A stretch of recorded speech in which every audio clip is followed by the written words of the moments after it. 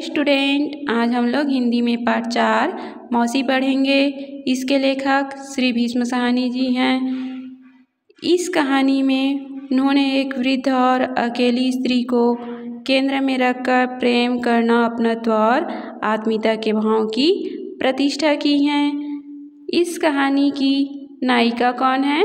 मौसी हैं। गांव भर में सबके सुख दुख में अपनी सहभागिता देती है। बड़ों के साथ साथ बच्चों के भी खेल खिलौने व कथा संसार में शामिल होती हैं। लेकिन सबके लिए आत्मीय भाव रखने वाली मौसी को जब आवश्यकता पड़ती है तो वह सभी के द्वारा उपेक्षा का शिकार होती है।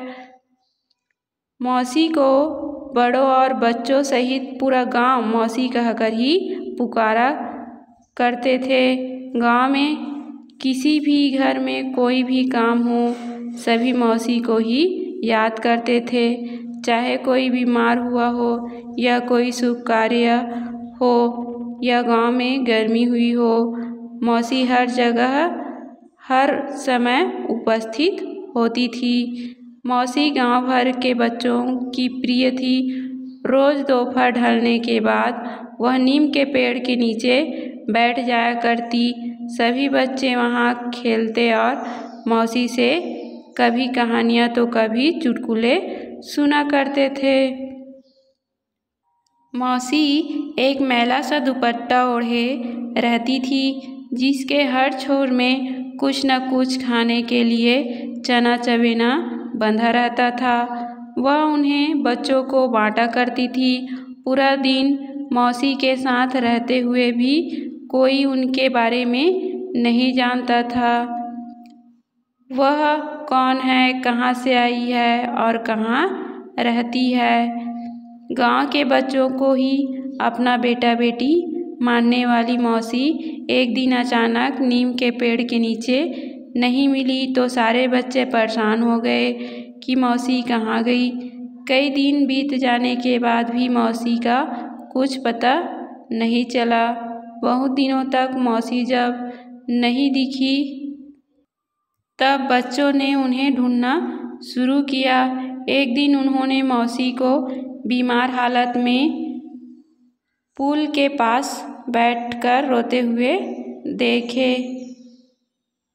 बच्चों ने मौसी के लिए नीम के पेड़ के नीचे सारी व्यवस्था कर दी और गांव के डॉक्टर को बुलाकर उनका इलाज भी करवाया। सभी ने अपने अपने घरों से आवश्यक सामान और भोजन की व्यवस्था की जिम्मेदारी ली तथा मौसी से कहा, हमें छोड़कर कभी मत जाना।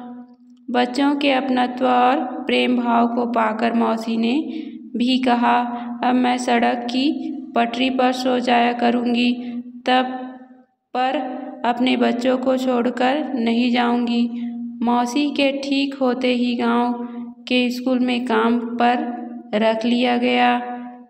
काम के बाद बच्चों को कहानियाँ सुनाना, उनके साथ खेलना और गांव भर में घूमकर कुशल क्षेम पूछना मौसी का काम जारी रहा।